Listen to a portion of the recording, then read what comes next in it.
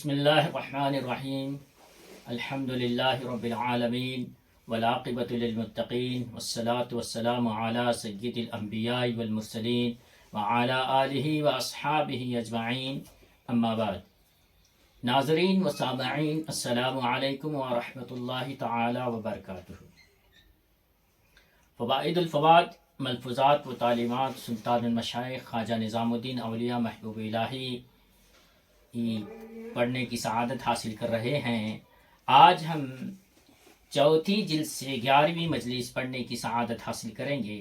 حضرت خواجہ امیر حسن اعلیٰ سجزی رحمۃ اللہ تعالی علیہ نے فرمایا، اسی سال ماہ ذی الحجہ کی 29ویں تاریخ ہفتے کو قدم بوسی کی دولت ہاتھ آئی۔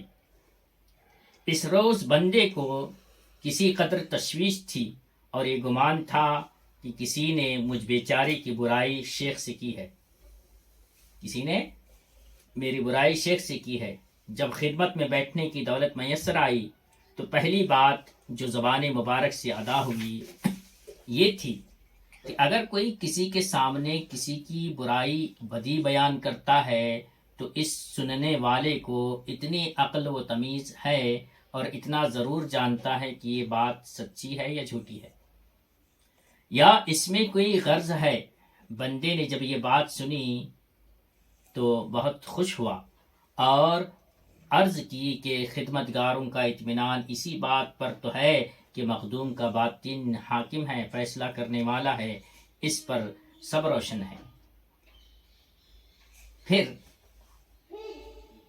اولیاء کے کشف و کرامت کا ذکر چھڑ گیا۔ اس ضمن میں شیخ سعد الدین حمویہ رحمۃ اللہ تعالی علیہ کی حکایت بیان فرمائی۔ شیخ سعد الدین حمویہ شیخ نجم الدین کبریٰ کے خلیفہ تھے کہ وہ بہت بڑے پیر تھے۔ شاید ان کے شہر کا فرما رواں ان سے اعتقاد نہیں رکھتا تھا، شہر کا جو حاکم تھا وہ ان سے اعتقاد نہیں رکھتا تھا۔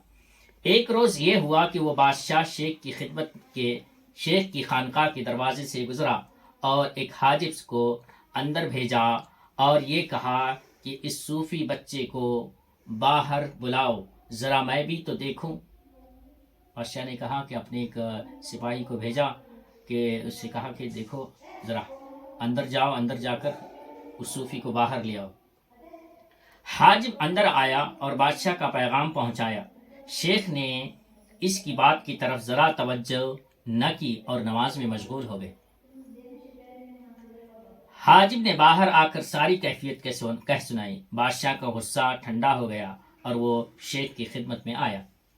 شیخ نے اسے آتے دیکھا تو کھڑے ہو گئے اور خوشی ظاہر کی۔ دونوں ساتھ بیٹھ گئے۔ وہاں قریب ہی ایک باغیچہ تھا۔ شیخ سعد الدین نے کچھ سیب لانے کا اشارہ کیا۔ جب سیب آ گئے تو شیخ نے سیب کے ٹکڑے کیے اور بادشاہ اور خود کھانے لگے۔ شاید اس طبق میں ایک بڑا سیب بھی تھا، اس طبق میں جو ہے ایک بڑا سیب بھی تھا۔ بادشاہ کے دل میں خیال آیا کہ اگر ان شیخ میں کرامت اور باطن کی صفائی ہے تو یہ سیب اٹھائیں گے، مجھے عنایت فرمائیں گے۔ بادشاہ نے کہا کہ اگر ان کے پاس کرامت ہے اور ان کا دل صاف ہے، باطن صاف ہے، تو مجھے وہ بڑا والا سیب مجھے ہی دیں گے۔ جیسے ہی یہ خیال بادشاہ کے دل میں آیا، شیخ نے ہاتھ بڑھایا اور اس سیب کو اٹھا لیا اور بادشاہ سے مخاطب ہو کے بولے کہ ایک دفعہ میں سفر میں تھا، ایک شہر میں پہنچا تو شہر کے دروازے پر مجمع دیکھا۔ ایک مداری تماشا دکھا رہا تھا۔ کیا تماشا دکھا رہا تھا؟ اس مداری کے پاس ایک گدھا تھا اور اس گدھے کی آنکھیں کپڑے سے باندھ رکھی تھی، ہاتھ میں انگوٹھی لے رکھی تھی۔ اس نے تماشا دیکھنے والوں میں سے کسی کو دے دی، پھر مجمع کی طرف رک کر کے بولا کہ انگوٹھی جس کے پاس ہے یہ گدھا بتائے گا کہ کس کے پاس ہے۔ پھر یہ گدھا اسی طرح آنکھیں بندھے بندھے ان لوگوں کے حلقے میں گشت کرنے لگا، پھرنے لگا، گھومنے لگا، ہر ایک کو سونگتا جاتا، یہاں تک کہ اس آدمی کے سامنے پہنچا جس کے پاس انگوٹھی تھی۔ وہ گدھا جو ہے گھومتے گھومتے اس آدمی کے پاس پہنچا جس کے پاس انگوٹھی تھی، وہاں کھڑا ہو گیا اور ٹہرا رہا۔ مداری آیا اور اس شخص سے انگوٹی لے لی۔ الغرض شیخ سعد الدین ہمویہ نے اس تقریر کے بعد بادشاہ سے کہا اگر آدمی کشف و کرامت سے کچھ بیان کرتا ہے تو اپنے آپ کو اس گدھے کے برابر ٹھہراتا ہے، اللہ اکبر، اور اگر کچھ نہیں کہتا اور کرامت نہیں دکھاتا تو تمہارے دل میں خیال گزرتا ہے کہ اس شخص کے باطن میں صفائی نہیں ہے۔ اور یہ کہا اور سیب اس کی طرف پھینک دیا۔ دیکھیں، اس کے بعد شیخ سعد الدین کے انتقال اور شیخ سیف الدین باخرزی رحمۃ اللہ تعالی علیہما کی بزرگی کے بارے میں حکایت بیان فرمائی۔ شیخ سعد الدین ہمویہ کو ایک رات خواب میں دکھایا گیا، جاؤ شیخ سیف الدین باخرزی کو دیکھو۔ جب شیخ سعد الدین بیدار ہوئے تو اپنے مقام سے روانہ ہو گئے۔ جس مقام پر تھے وہاں سے شیخ سیف الدین باخرزی کی قیام گاہ کا فاصلہ 3 مہینے کے سفر کی دوری کا تھا، اتنا لمبا ڈسٹنس تھا۔ شیخ سیف الدین باخرزی کو بحکم خواب میں دکھایا گیا کہ شیخ سعد الدین ہمویہ کو ہم تمہارے پاس بھیجتے ہیں۔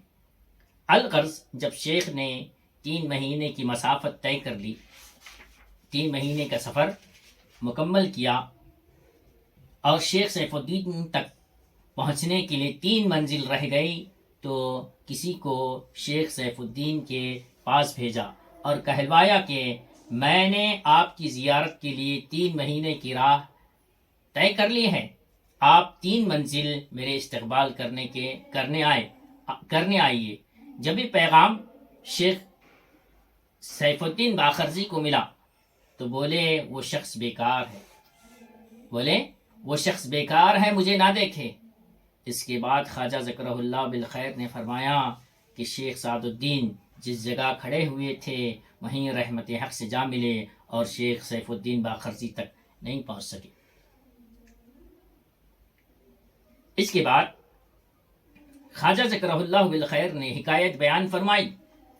بہاؤالدین زکریہ رحمۃ اللہ تعالی علیہ کے ایک مرید تھے۔ میں نے ان سے سنا کہ ایک روز شیخ بہاؤالدین اپنے گھر سے باہر نکلے اور بولے انا للہ و انا الیہ راجعون، ہم اللہ کے لیے ہیں اور اللہ کی طرف لوٹنے والے ہیں۔ پوچھا گیا کیا بات ہوئی؟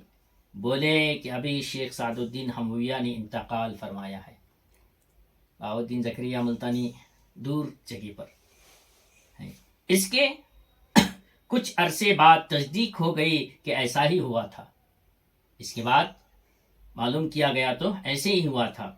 اس کے بعد خواجہ ذکرہ اللہ بالخیر نے فرمایا کہ پہلے شیخ سعد الدین ہمویہ نے انتقال کیا، ان کے 3 سال بعد شیخ فرید الدین نے رحمت اللہ تعالی علیہ مجمعین۔ اولیاء اللہ کی کرامت دیکھیں، یقیناً اولیاء کی کرامتیں حق ہیں اور اولیاء اللہ جو ہے ان کی کرامتیں ظاہر ہوتی ہیں۔ بہرحال اللہ تبارک و تعالیٰ سے دعا ہے کہ اللہ تبارک و تعالیٰ ہمیں اولیاء کے نقش قدم پہ چلائے، اولیاء سے محبت عقیدت رکھنے والا بنائے اور ان کے غلاموں میں اللہ تبارک و تعالیٰ ہم سب کو قبول فرمائے۔ الحمدللہ ہماری 34 جلد سے 11ویں مجلس ختم ہوا چاہتی ہے۔ السلام علیکم ورحمۃ اللہ تعالی وبرکاتہ۔